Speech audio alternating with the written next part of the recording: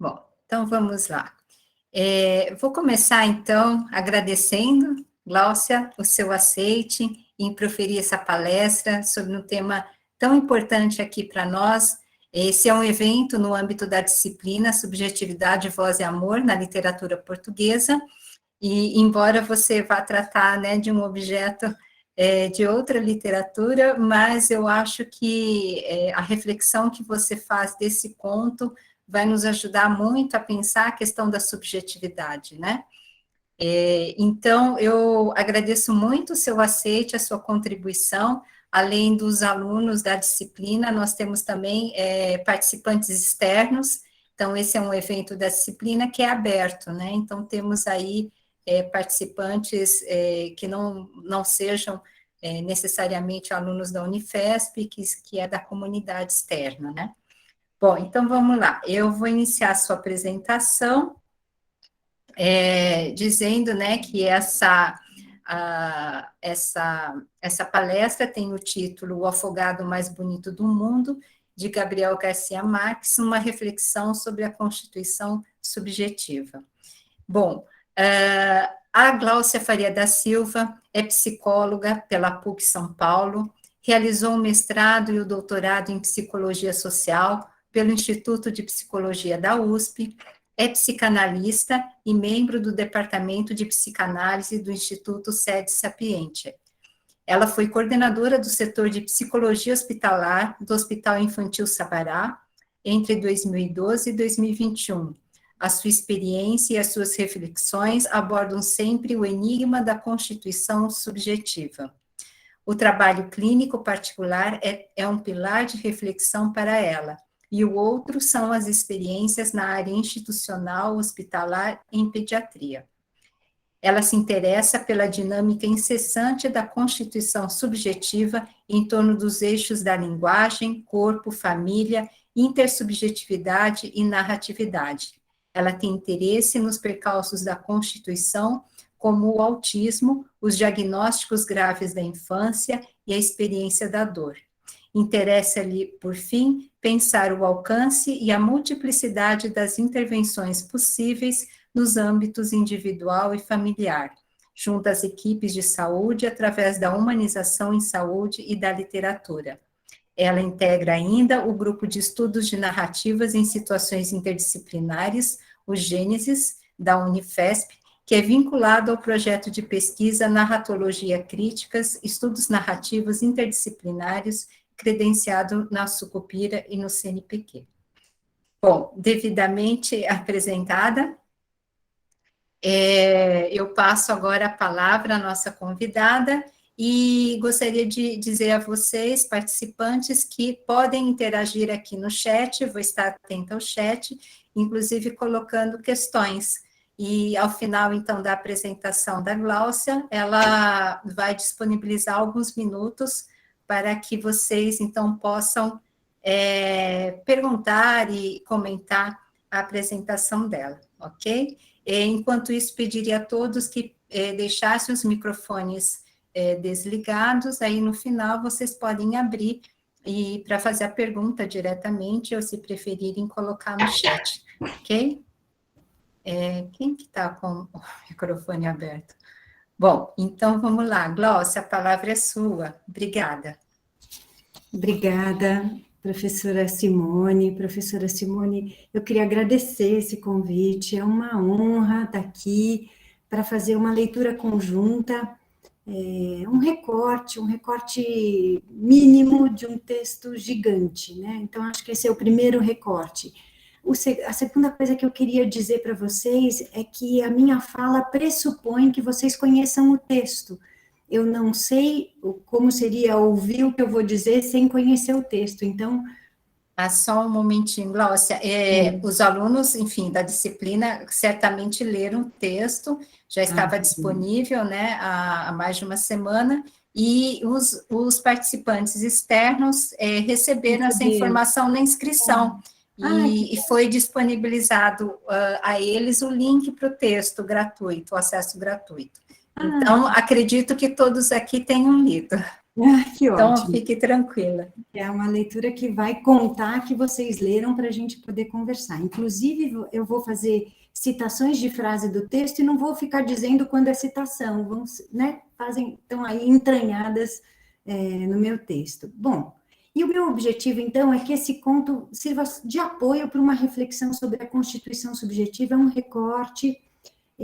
No começo, a gente vai passar, em linhas gerais, a Constituição, através de 6 recortes, temas que eu recortei do texto, e eu vou terminar com uma breve reflexão sobre o processo analítico. Devo falar uma hora, a Simone me segura se eu passar disso, mas eu não vou passar. E eu espero que a minha leitura desse texto sustente a poesia do que a gente encontra, né, nesse conto, e que essa inspiração dessa leitura só frutifique, multiplique e jamais reduza a experiência literária do conto, né? Não tenho nenhuma pretensão de abarcar nada, é só um recorte. Então, meu trajeto também vai se inspirar no mar, né? Nos movimentos. Eu quero, então, convidá-los para a gente acompanhar um movimento sutil que vai perpassar todo o conto. O conto é cheio de idas e vindas, né? Que lembram o mar. E essas idas e vindas vão levar a uma transformação surpreendente. Por quê? Porque nada acontece. Nesse povoado, um morto foi encontrado, e esse é o ponto de partida e o ponto final de um conto que começa e termina no mesmo lugar, só que tudo está diferente quando ele termina. E a pergunta é: o que é que aconteceu? O que acontece? Então, vou ressaltar esses 6 pontos de reflexão, aproximando esse caminho literário das linhas gerais da constituição subjetiva à luz da psicanálise, né? E só que eu vou começar um pouquinho com 2 recortes muito breves de uma leitura que o Rubem Alves diz que ele faz, que é uma leitura canibalesca do texto. E eu recortei 2 parágrafos onde ele fala das mulheres do povoado e dos homens do povoado, que vão no mesmo sentido que eu vou levar a minha leitura, né? Então, aqui é Rubem Alves, né?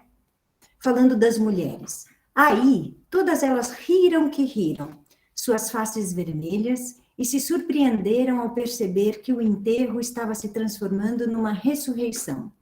Um movimento nas suas carnes, sonhos esquecidos que pensavam mortos, retornavam, cinzas virando fogo, desejos proibidos aparecendo na superfície de sua pele, os corpos vivos de novo e os rostos opacos brilhando com a luz da alegria. Os maridos de fora observavam o que estava acontecendo e ficaram com ciúmes do afogado, ao perceberem que um morto tinha um poder que eles mesmos não tinham mais, e pensaram nos sonhos que nunca tinham sonhado, nos poemas que nunca haviam escrito, nos mares que nunca tinham navegado, nas mulheres que nunca haviam desejado. Então, esse é o Rubem Alves, que canibalizou e reescreveu, segundo as palavras dele, o texto do Gabriel Garcia Marques. E agora vamos começar para o primeiro recorte que eu queria trazer para vocês, é ressaltar o primeiro parágrafo, que é: crianças encontram algo. O que elas encontram? Elas vão chamando dessa maneira: um volume escuro e silencioso. É um barco inimigo? O que era? Tinha cheiro de mar, mas pesava como um cavalo. Elas pensaram: era um barco ou uma baleia?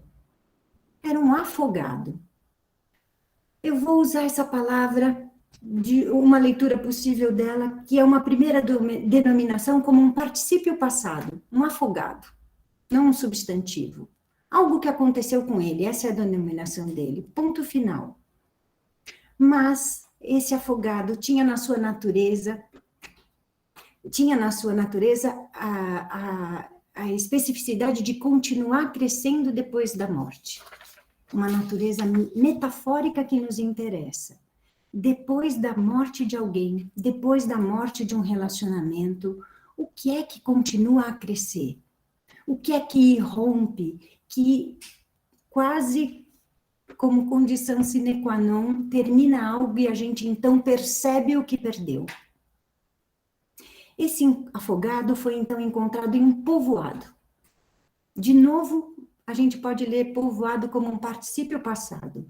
20 casas de tábuas, pedras sem flores, um lugar desértico, de terra escassa, sem onde enterrar os mortos. O povoado, então, é descrito como um local de ascendência sem descendência, nem ascendência, nem descendência, um local de pontas mortas, sem saída, sem continuidade de antes e nem de depois. O vento é a marca desse lugar. O tempo e o espaço vão conduzir a lugar nenhum. Como crianças, essas pessoas do povoado vivem a vida como uma criança vive. Tudo é como devia ser. Então, retomam crianças, sentidos aguçados e o encontro com algo estranho. Quem era aquele barco inimigo? Para responder essa pergunta, o Éden árido vai ser corrompido e o texto vai se deslocar dessas escarpas com que o povoado é descrito para chegar então ao círculo que vai passar pelo círculo das mulheres tecendo a roupa do afogado até o círculo imaginado de uma comunidade em que lá no final já não estavam todos e não voltariam a estar jamais. Então, esse é o nosso primeiro recorte, essas crianças que encontram algo. Segundo recorte, esse algo é um corpo. Então, vamos lá. Os homens arrastam esse corpo, as mulheres cuidam do afogado. É nesse processo de cuidado do corpo, do cabelo, da pele, que elas vão perceber. A palavra nos importa, elas vão perceber o mais alto, o mais forte, o mais viril, o mais bem servido. Elas viram que ele não cabe nas casas, nas portas, nas cadeiras, nas camas, nas roupas. E aí há uma inteligência e uma beleza sutil do texto. Tudo é narrado como um dado perceptivo, parece óbvio. Mas, na verdade, a gente vê uma espécie de inversão da percepção. Aí, aspas, as mulheres, isso é lá na frente do texto, mas nos interessa agora. As mulheres o choraram tanto que ele ficou sendo o mais desvalido da terra. Que processo é esse, né?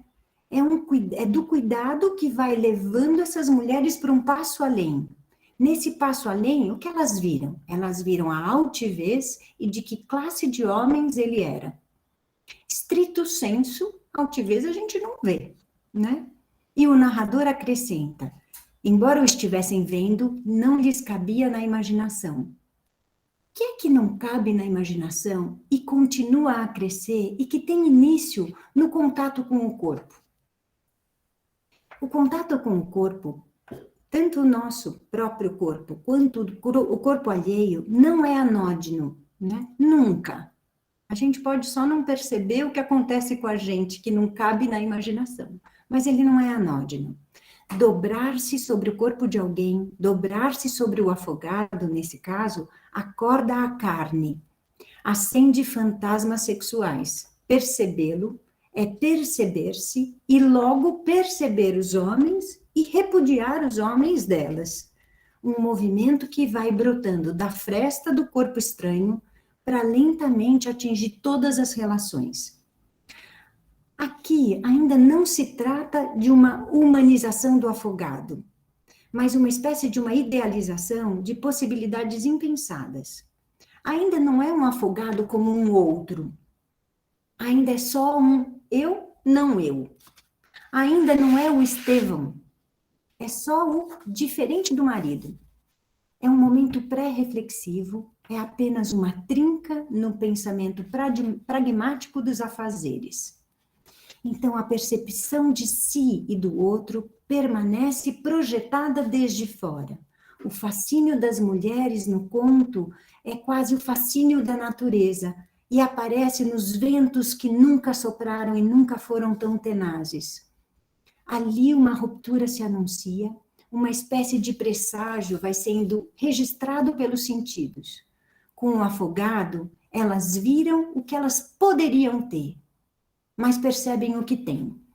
Sob a superfície se esboça uma falta, e elas concluem, a sua mulher seria a mais feliz. O que vai aparecendo aqui? Um registro de diferença, um esboço do que poderá se constituir, o que na psicanálise a gente grafa com outro em letra maiúscula, e então a falta precursora do desejo.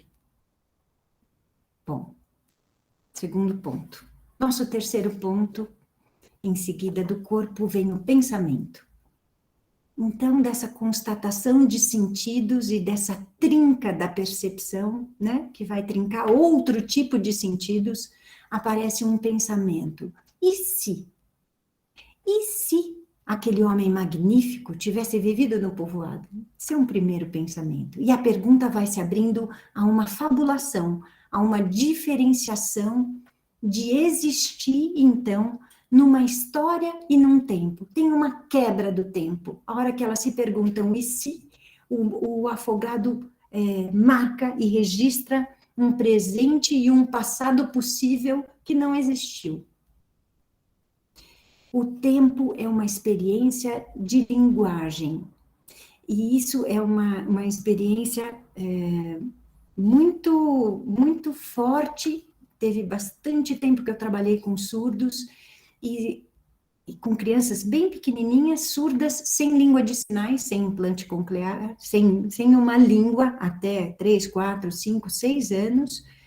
E essas crianças, antes de aprenderem a palavra ontem ou a palavra amanhã, elas não sabiam se posicionar no tempo. Não tinha como driblar um desejo do eu quero muito, que a gente, ouvinte, fala rapidamente, amanhã, no Natal, depois de amanhã. O amanhã é uma palavra, o ontem é uma palavra. O tempo é uma experiência de linguagem, mas o tempo também se marca pela linguagem e pelo afeto. Bom, e aí é preciso de uma organização egóica mínima, um eu mínimo, para entrar na linguagem e então para existir. E esse existir é uma construção que para a psicanálise se dá sempre a partir de um outro, né? Tem um autor chamado Bernard Golse, um francês, muito interessante, e eu vou citar uma frase do Golse, que diz o seguinte: um bebê não precisa de ninguém para sentir calor e para sentir frio. No entanto, as experiências poderiam permanecer independentes. Para que os pequenos agoras formem um relato, há um processo em que o outro é essencial. Esse outro precisa encontrar a justa distância para que ele possa sutilmente trazer a criança do ser, com maiúscula, à existência. Assim, então, pensamento e linguagem não bastam para o processo de humanização.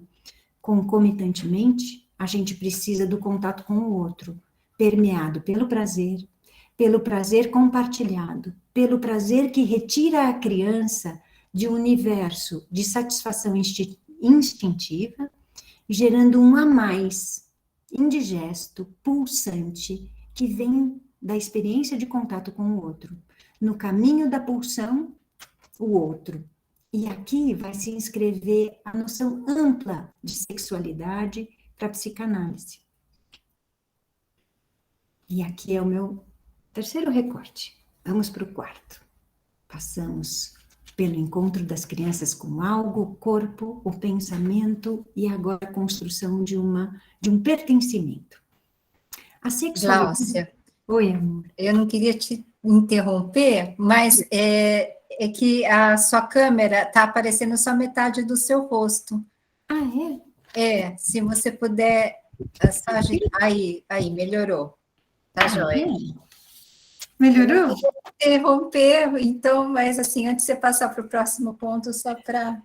Antes de passar pelo próximo ponto, meu corpo. Aí eu tenho que... Tá joia, desculpe. Imagina, aproveitar.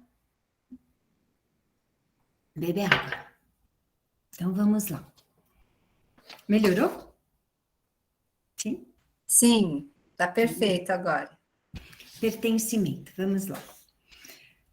A sexualidade infantil passa pelos orifícios do corpo e pelo outro, engendrando algo que é muito importante para a psicanálise, que é a noção de autoerotismo, que é uma espécie de um protopensamento corporal. A gente não está, nesse momento, propriamente no terreno da fantasia, que vai pressupor uma organização super mais complexa de pensamento. Mas o texto continua no caminho da diferenciação. E o caminho é assim, diz o Gabriel Garcia Marques, até que a mais velha das mulheres, que contemplou o Estevão com menos paixão que compaixão, deu-lhe um nome. Ela deu uma inscrição, ela o reconheceu. Ele se chama, então, Estevão. Ela o batizou como Estevão, que tem o sentido de coroado. E as mais jovens falaram, não, é Lautaro. E Lautaro é um jovem mapuche de 1523 que lutou contra os espanhóis, é um dos conquistados. E mais adiante a gente vai ver um terceiro nome aparece para ele, de Walter Jalife, que na verdade é um conquistador inglês do final do século XVI. Então, Estevão é um conquistador ou um conquistado? Quem é que vai decidir o nome? A enormidade do Estevão é vista, então, nas forças, isso é, obviamente, Gabriel Garcia Marques, nas forças ocultas do seu coração, que fazia saltar os botões da camisa, e diminuíram os assovios do vento, e o mar caiu em sonolência. Era Estevão, o coroado, de novo a natureza corroborando a percepção, na verdade, a invenção, a criação dessa comunidade. Era Estevão o coroado, o Estevão o infeliz, mudou, não era mais o magnífico, o infeliz, o indefeso, agora tão parecido com seus homens. Só então, nesse reconhecimento é que se abriram as primeiras gretas de lágrimas, ressuscita um outro Estevão. E ele ressuscita porque ele está morto. Porque ele está morto, porque ele é um afogado sem nenhuma história nesse povoado, é que ele se oferece sem resistência a esse canibalismo fantasmático. Pois enquanto criam uma história para o Estevão, elas tecem simultaneamente a própria história. Enquanto idealizam um Estevão, se depreciam, se enobrecem, se comovem, o afeto e o pensamento se enlaçam nesse enredo heróico e sem vitórias. Desse processo de assimilação, parece então emergir a primeira passagem de um registro que para a psicanálise a gente chama, né, registro narcísico, é um registro de dois, né, que é um registro especular, a busca pelo mesmo, para então uma primitiva noção de alteridade. Só então, desse pertencimento, aparece a rivalidade dos homens e a possibilidade de perda. Ele primeiro, então, é a minha quinta parte, ele é nosso, né? Essa comunidade diz, é nosso. Começando então com as mulheres, o coroado explode as fronteiras do espaço, do tempo, do natural, para que então elas vislumbrem através dele o que é que poderia ter sido. O futuro do pretérito, muitas vezes numa análise, é um refúgio de onde é difícil sair. Esse e se pode ser uma grande armadilha para o sujeito, porque é um e se que não existe.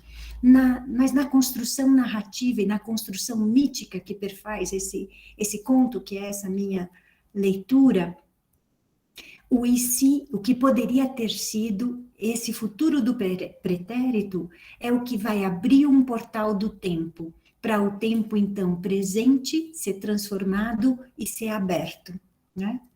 Nesse, então, movimento projetivo de muitas coisas que vão projetando sobre Estevão e introjetando de volta, elas vão sentir um vazio de júbilo e suspiram, é nosso. Então, da linha das escarpas, no momento em que aparece esse é nosso, da linha das escarpas que se descreve o povoado, começa a se esboçar o círculo das mulheres. Depois desse é nosso, fez-se o tempo e com ele também fez-se a perda. Agora, nem toda perda no conto, na vida da gente, abre para uma transformação. Nem toda ausência é falta. Nem toda falta é abertura. No registro narcísico, a perda pode ser apenas uma fratura no eu. No entanto, e isso é muito importante, a falta não é garantia do processo de subjetivação, mas é uma condição para o aparecimento do desejo. A narrativa, então, inaugura o tempo, e o que torna urgente é criar modos de prender o tempo. As mulheres, então, vão criando amuletos, escapulários, relíquias, de quinquilharias, que diz o autor. Elas se esmeram enquanto os homens sentem, aí no texto, o estorvo do intruso, do forasteiro, sentem inveja, suspeita e zanga, até que o presunto de merda mostra o rosto. Ao olhar o rosto, também os homens se reconheceram no coroado. Não no conquistador, mas no conquistado, no escolhido, no envergonhado, que não tinha culpas, que se esconderia para não estorvar. E aqui, nesse trechinho do texto, uma maravilha do autor. O Estevão fala em primeira pessoa. É uma beleza muito sutil. Os poucos diálogos que aparecem no texto estão entranhados nas frases, como no cotidiano, sem marca de uma troca efetiva entre duas pessoas. Mas o Estevão fala, e esse surgimento do inaugura uma nova dimensão relacional. A fala do Estevão é a seguinte: me amarraria eu mesmo uma âncora de galeão no pescoço e teria tropeçado nas escarpas. E ela continua. E aí a comunidade, havia tanta verdade, surge então um sentimento, uma espécie de uma culpa, uma espécie de vergonha, e aparece aqui, até os homens mais desconfiados estremeceram até a medula com a sinceridade do Estevão. O afogado, então, trinca essa experiência de tempo de agoras, como diz o Bernard Gosse do Bebê, para abrir diante desse estranho que ele é, um tempo de narrativa. Essa materialidade do corpo simultaneamente desperta a percepção, a sexualidade e a palavra. Da narrativa da diferença que foi construída ali, né, no cuidado do corpo, emana no negativo um desenho de si, uma potência que lentamente vai sendo assimilada e apropriada. E dessa ruptura é que vai aparecer no final do É Nosso uma maneira de dizer que a gente poderia chamar agente, é um agente, a comunidade. A partir do momento que surge esse agente, meu sexto recorte, meu sexto ponto, eu queria trazer rapidamente um comentário sobre mito fundador.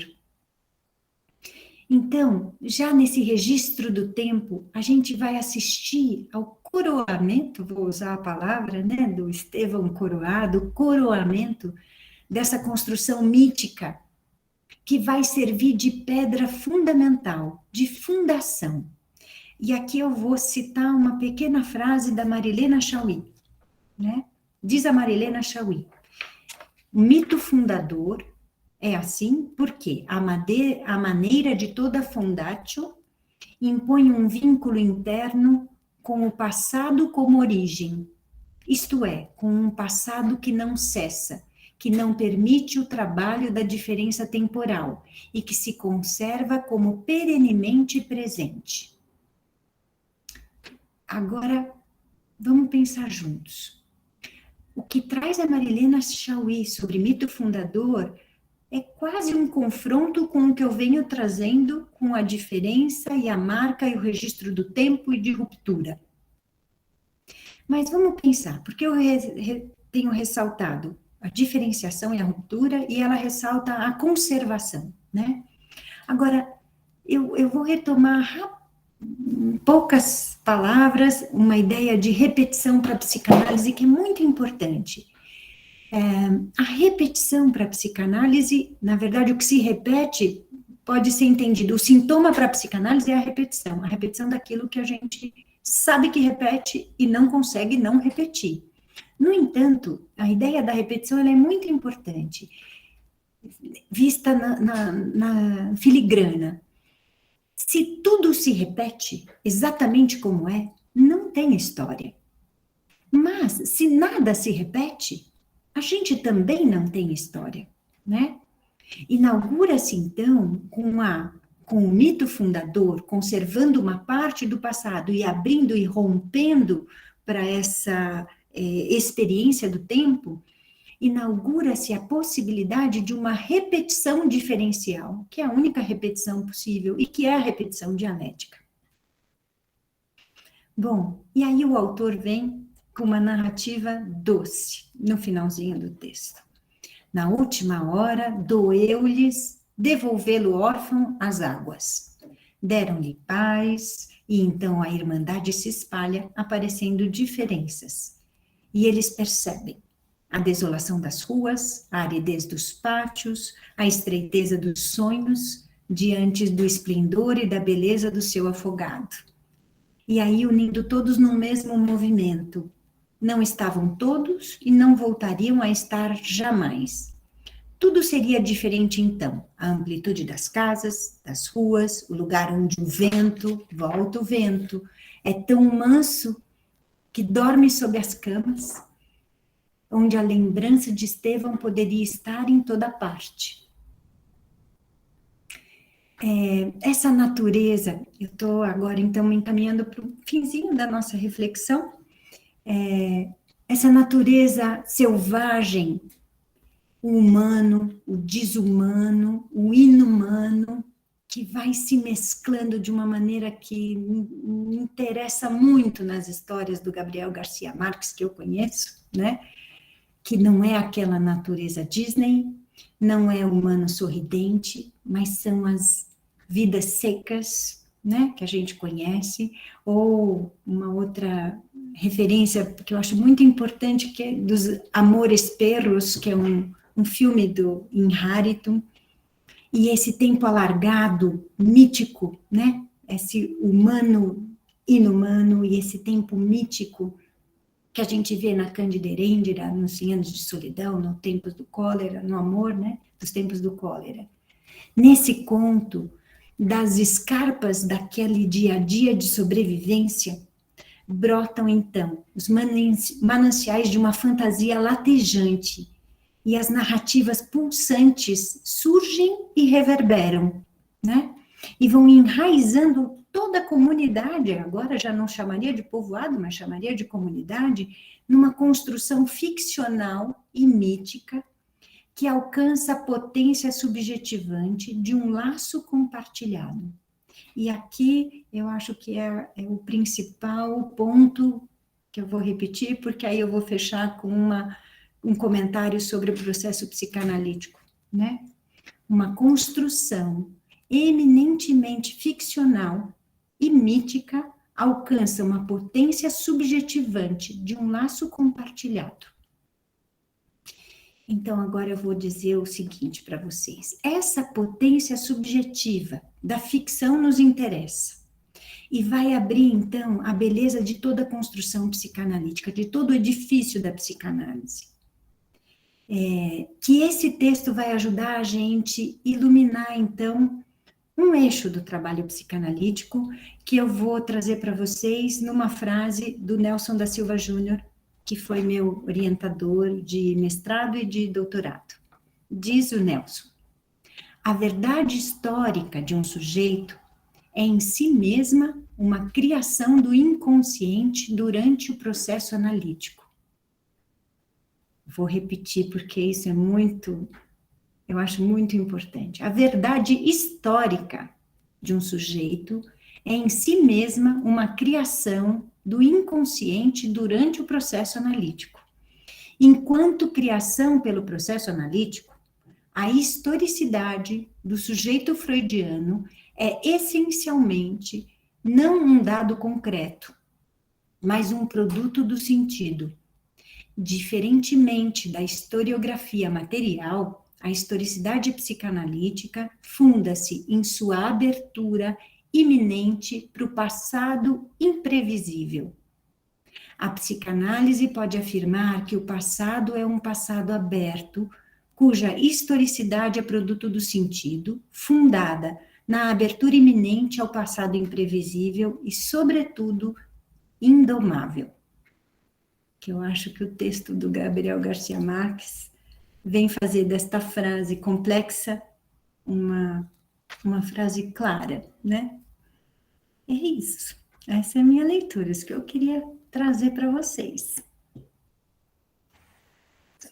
Excelente, Gláucia, muito, nossa, muito profunda, muito perspicaz, muito sensível, né? Essa leitura que você fez do conto. Tinha ouvido uma outra leitura muito parecida com essa, mas você avançou, né? E se superou na apresentação desse conto. Foi incrível mesmo, tem aqui várias manifestações no chat, o quanto gostaram e acharam incrível a análise que você apresentou. E eu gostaria agora de abrir, né, para as perguntas, para os comentários, se alguém tiver problema para falar, pode escrever no chat, mas seria mais interessante, né, se vocês pudessem falar, abrir o microfone, abrir a câmera, enfim. A Gláucia teria um tempinho aqui para conversar conosco. Posso fazer uma pergunta? Sim, Eva. Oi, Eva, prazer em revê-la. A Eva foi uma colega e se tornou uma grande amiga do curso de formação de coordenadores do Laboratório de Leitura. Ah, que legal. Eva também é psicanalista. Eva. Uau, eu tento. Não, Eva é modesta. Eu queria fazer uma pequena pergunta para você sobre a questão da questão da origem e de como nós contamos a nossa história, não baseada necessariamente em fatos materiais, mas na nossa imaginação. Então, a pergunta é a seguinte: a gente pode mudar a nossa história? Puxa, Eva, você sabe que a sua pergunta é maravilhosa, mas eu me encafifaria um pouco e problematizaria o pode. Porque o pode dá uma sensação de uma tarefa egóica, né? Eu não quero, eu quero, essa parte eu aceito da minha história, essa parte eu não aceito, essa eu vou deixar para lá, essa eu vou pegar e vou pôr aqui, essa eu vou pôr ali. Eu acho que sim, obviamente sim, a gente, na medida em que a gente revisita as nossas memórias, as nossas lembranças, que não passam de narrativas, mais ou menos compartilhadas, e a gente revisita e constrói novos sentidos, a gente necessariamente muda a história, né? Eu acho que essa é a potência de mudar a vida de alguém a partir do contato da psicanálise, de todas as terapias de fala, né? Que vão revisitar a história e a gente muda o quê? Falar, ninguém muda o passado. O sujeito muda o próprio passado, né? Revisita de uma maneira diferente, reabre janelas, se posiciona em outros lugares, e isso muda, sim, a história da própria origem, o modo das lembranças, das conexões, das reverberações, as aberturas e os novos fechamentos, né? A gente narrar a nossa própria história de outra maneira, muda, faz tudo ser diferente, a gente percebendo ou não, querendo ou não, só o pode, que eu colocaria as aspas, porque é uma construção dessa natureza do inconsciente, né, do contato com o outro, da transferência, e não da consciência, né. O pode como uma potencialidade, como vamos potência, dizer. Boa, aí sim, aí 100%. Tá. Muito obrigada, Gláucia. Obrigada, Eva. A Heloísa escreveu aqui no chat que achou maravilhosa a sua apresentação e que ela ficou muito impactada com a frase, abre aspas, algo que aconteceu com ele era a sua denominação. Fecha aspas. Até escrevi no meu caderno. Heloísa, você gostaria de comentar? Não sei se a Heloísa está aqui.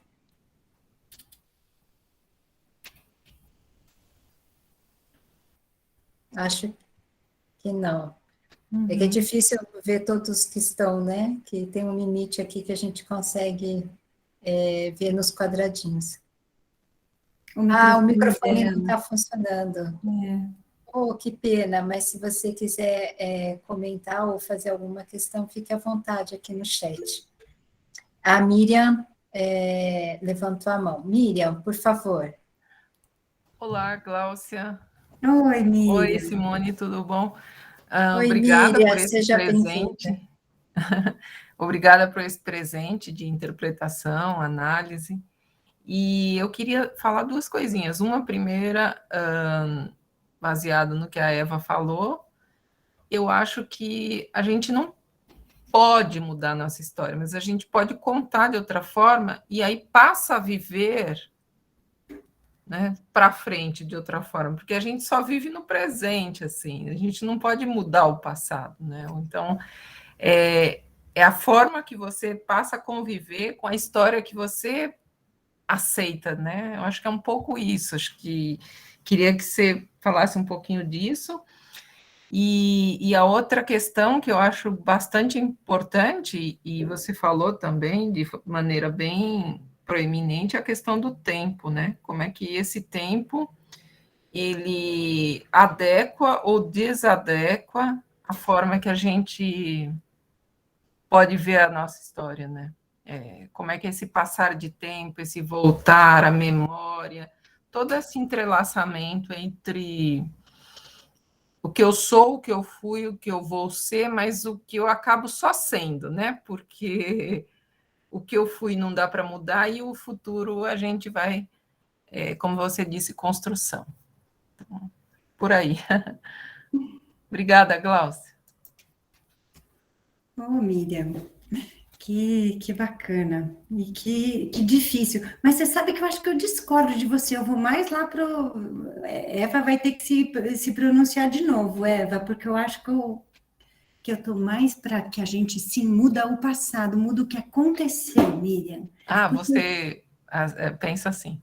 Eu acho que muda sim o passado, porque a hora que você muda o jeito que você narra um acontecimento, a perspectiva de onde você vê, os elementos que participam daquilo, outros afetos que estavam ali que você não reconhecia, o passado mudou. Não é mais o primeiro que você levou num começo de análise depois do final de análise. Mas claro que eu acho que a gente tem, talvez, Miriam, elementos para fazer uma ressalva mais na lupa ali, no detalhe, que, por exemplo, tem acontecimentos traumáticos que ali a gente tem, nem tudo é possível mudar.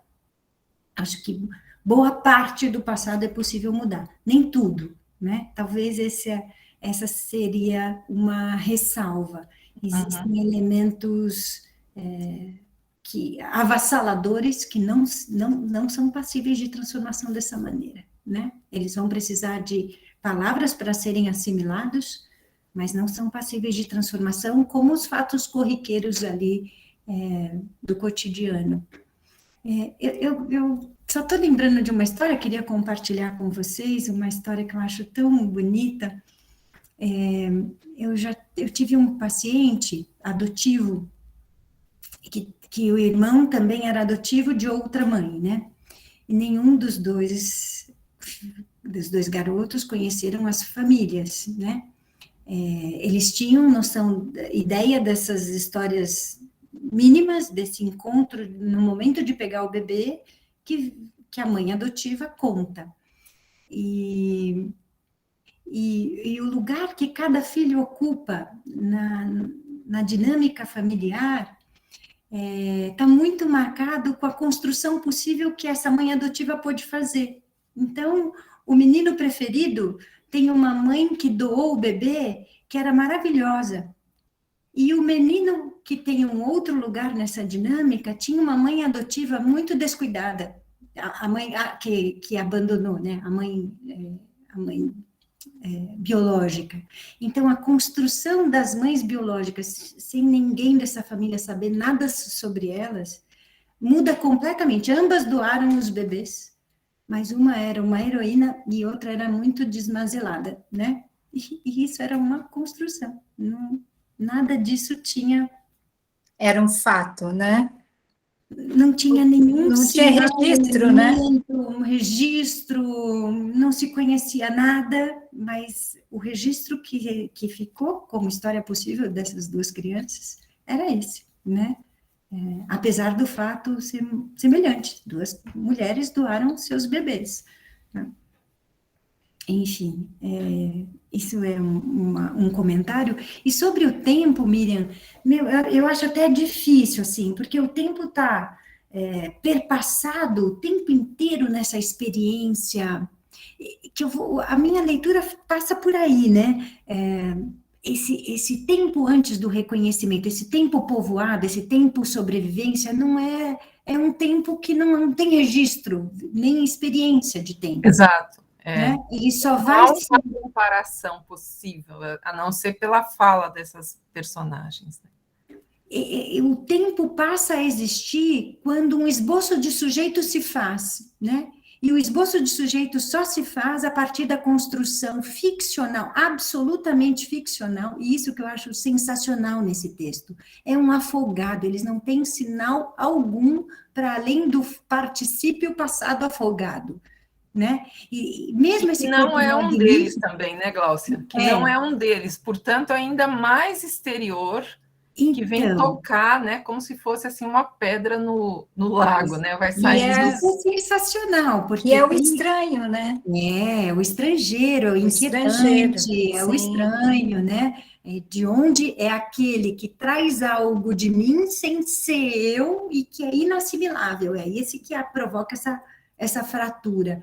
E essa fratura ali, hora que entra esse pensamento do como seriam primeiro esse pensamento sexuado, né? Esses elementos de afeto muito importantes, e depois vão abrindo a mulher dele como seria, e o passado, e se ele vivesse aqui, e esses homens que a gente tem como eles são, vão ali, se abre um portal, né?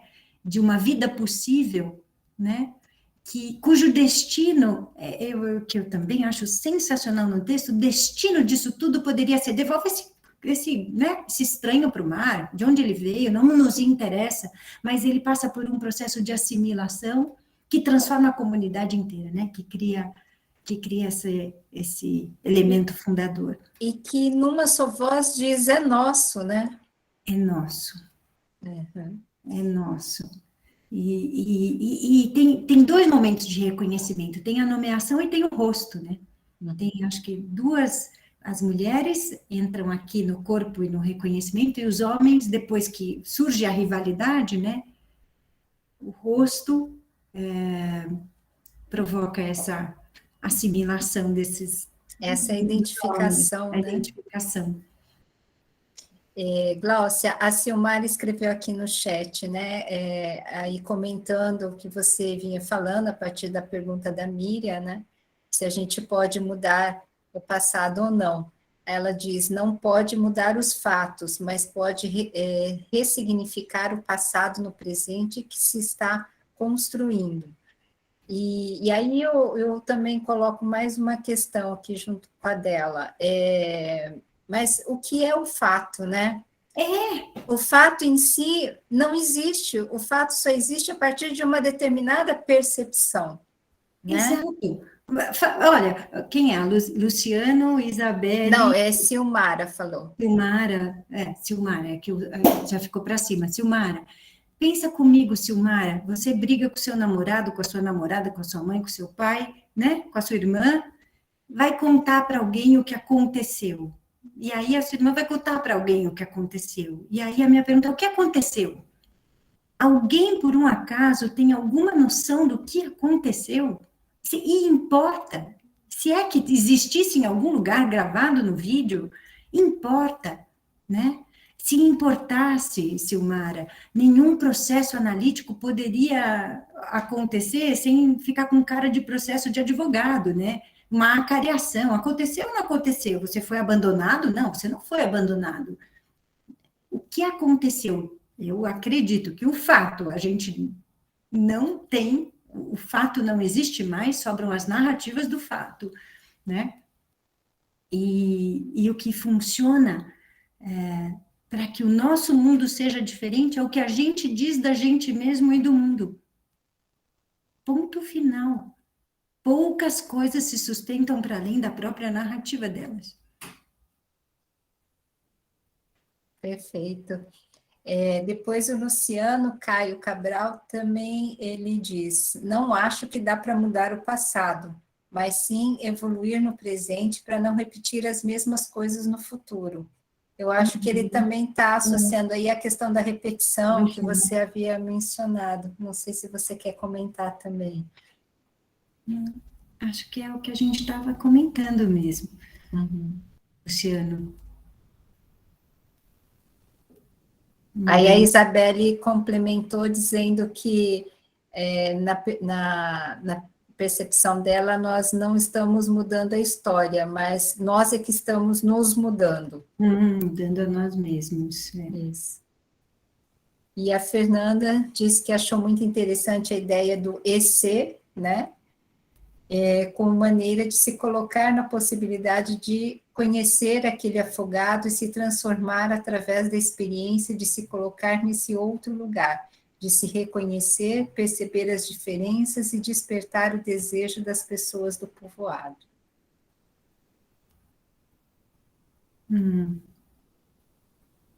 Ok. Mais alguém gostaria de fazer alguma questão, algum comentário? Gláucia, eu estava pensando ainda na questão do tempo, né?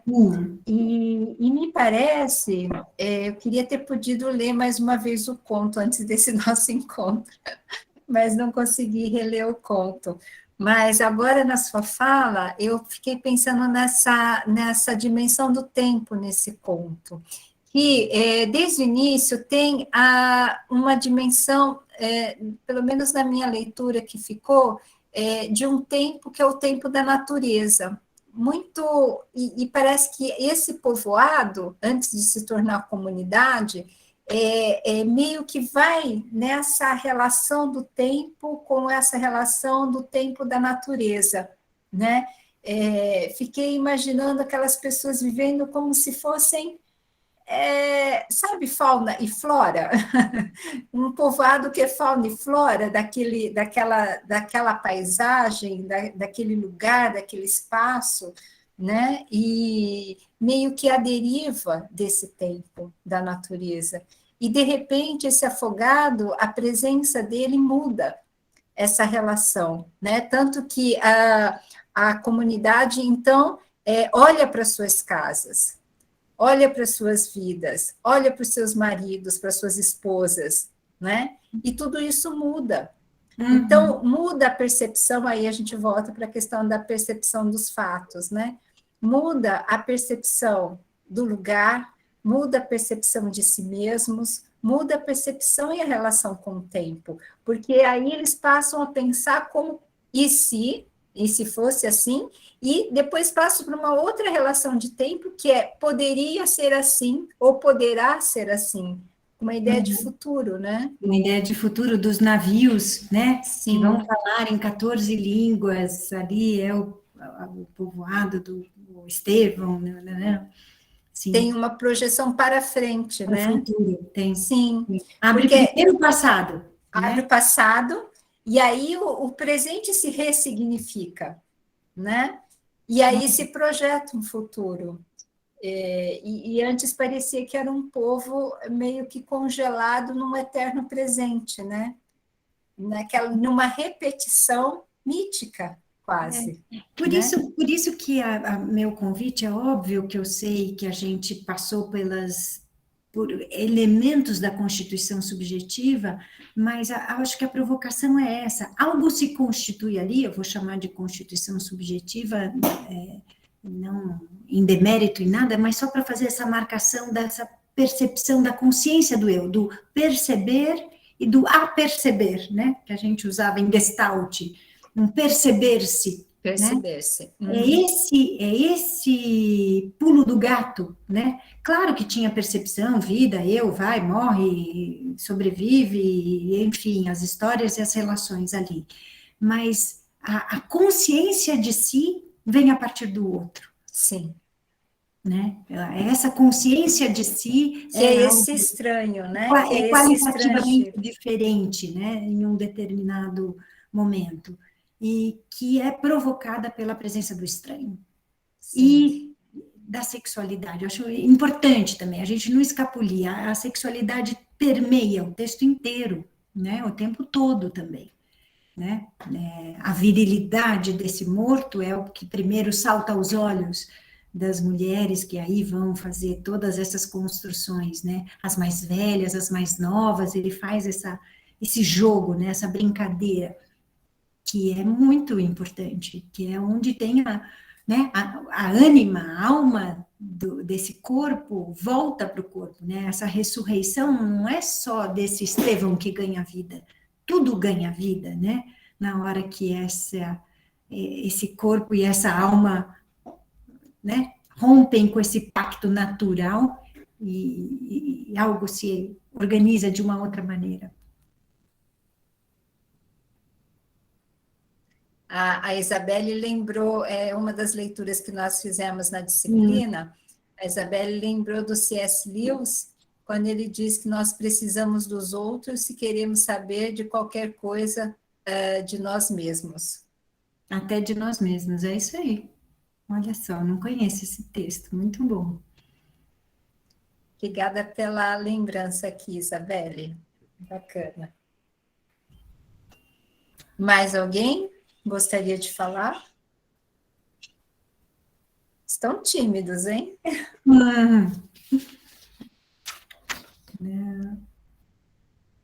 Eu também queria comentar que quando você fala, né, sobre essa repetição, retomando essa questão da repetição no conto e na repetição na psicanálise, e como que acontece esse momento em que há uma espécie de... eu queria que vocês comentassem de novo essa passagem, né, sobre a questão da repetição e como que a repetição, ela não promove uma história, né? É como se a repetição, ela cristalizasse, né? Ela eternizasse um determinado momento, uma determinada ação, e desse modo a história não pode ser construída, porque a história é feita de eventos, né? Se eles sempre se repetem, não estão encadeados, né? Não há um encadeamento, e, portanto, não há acontecimentos em sequência num determinado, uma escala temporal, né? Então, a repetição se configura, né?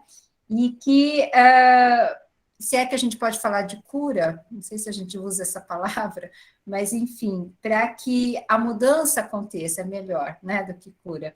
Para que a mudança aconteça, é preciso que a gente quebre, né, com esse padrão de repetição, né? Então, aí você fala de uma repetição dialética, né, diferencial. Você podia explicar melhor essa diferença da repetição e o que seria essa quebra dessa repetição numa dialética? Vamos lá. A história da repetição, se a gente pegar literalmente, né, a ideia de que tudo se repete, a repetição é um sintoma. E se tudo se repetisse exatamente igual, a impressão que a gente tem é que muitas vezes nada acontece. Às vezes, num processo analítico, né? A pessoa vem, conta uma história, conta a mesma história, o que dói continua doendo, e ali tem uma impressão de que nada acontece, que tudo se repete. Se tudo se repetisse exatamente, a gente teria aquele filme maravilhoso que chama O Dia da Marmota, né? Isso. Que tudo se repete. Ali não tem uma história, tudo exatamente se repete, recomeça e se repete. Agora, o que é a repetição diferencial, que eu acho que tem mais a ver com o que se busca num processo analítico? Sim, tem algo que se repete, algo que seriam vamos imaginar uma fragmentação das experiências, das dimensões das experiências do sujeito. Um fragmento dessa experiência se repete e um outro fragmento, né? Outras partes do sujeito vão se encaminhando e vão se organizando de outras maneiras. Então, se esse fragmento de repetição volta a cada momento, em momentos de experiência, de relações, de história, de narrativa sobre si, diferentes, né? A gente vai tendo esse fragmento que a gente pode considerar uma definição de sintoma em psicanálise, como um caminho desse desdobramento, para então se organizar uma história onde o passado fica no passado, né? E o presente é vivido no presente, que a gente não traga fragmentos do passado para se repetir indefinidamente no presente, né? Talvez essa, como você falou, é usado, mas talvez seja uma definição de cura, né? Os fragmentos do que a gente foi, fragmentos do que a gente viveu, esboços, sinais, marcas do que foi vivido estão aí, né? A gente vai reconhecer o outro a partir do rosto, a partir do nome, a gente sempre vai reconhecer a partir de algo, mas que isso não seja fixo, que permita a percepção do outro, né?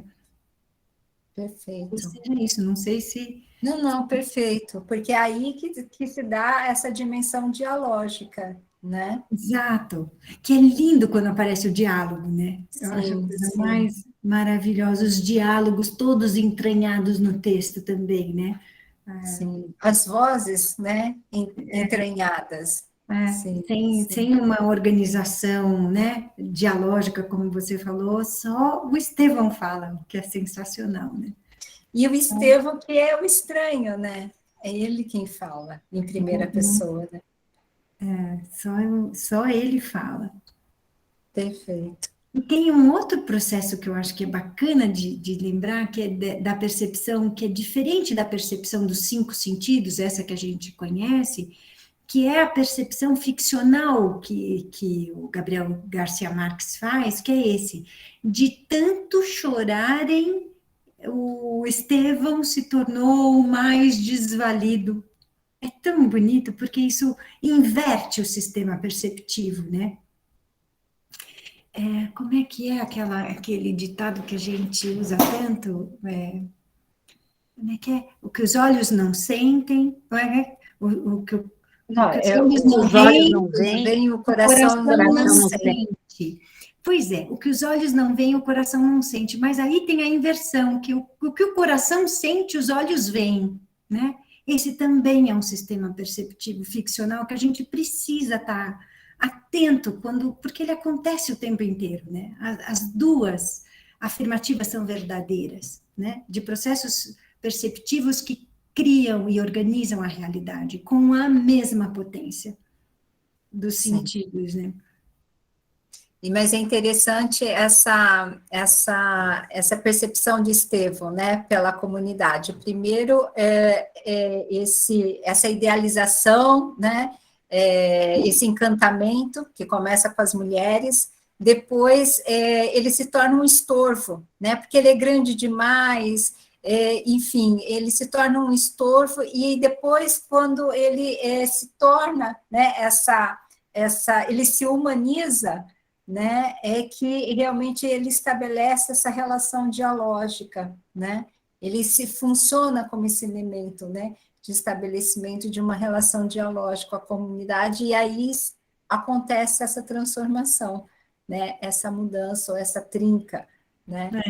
Como Mas eu você tenho a disse. impressão que eles só se tornam estorvo para os homens.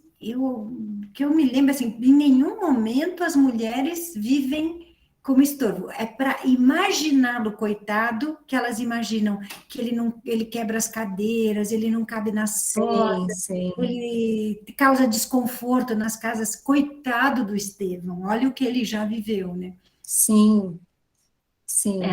É uma outra construção para o magnífico ser o mais manso, mais puro, mais, né? Sim, e desperta essa compaixão, né? Compaixão, exato, Isso. como das mulheres mais velhas, né? Que eu Sim, acho sensacional também. Olha, eu perfeito. gostei muito dessa sua ideia, Gláucia, de que o coração sente, os olhos podem ver, que eu acho que é a síntese desse texto, desse conto. Nossa, é muito lindo isso. É É. botar o ovo em pé. Gostei Ah, muito.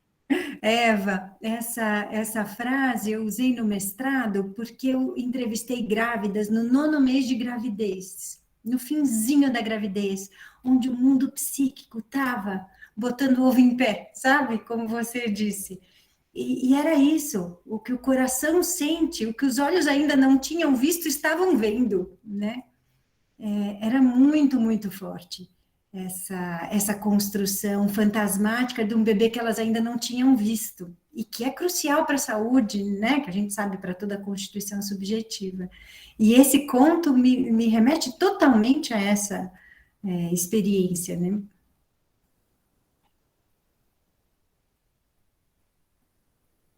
Perfeito. Bom, chegamos aqui ao finalzinho do nosso evento, do nosso encontro.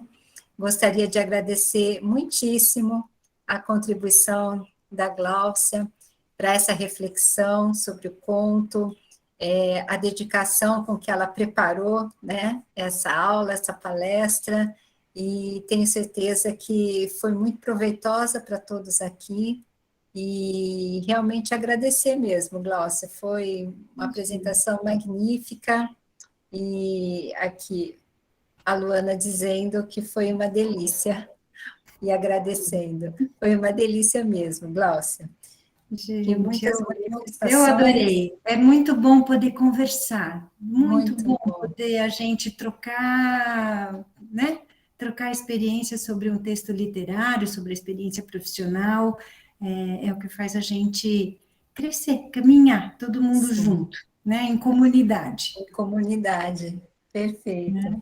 Então, Muito muito obrigada. obrigada, viu? Obrigada, Eva. Obrigada, pessoal. Muito Muito obrigada, obrigada também a todos que professora Obrigada, participaram. Simone e Gláucia. Obrigada, Miriam. Obrigada, Obrigada a Miriam. todos aqui que participaram.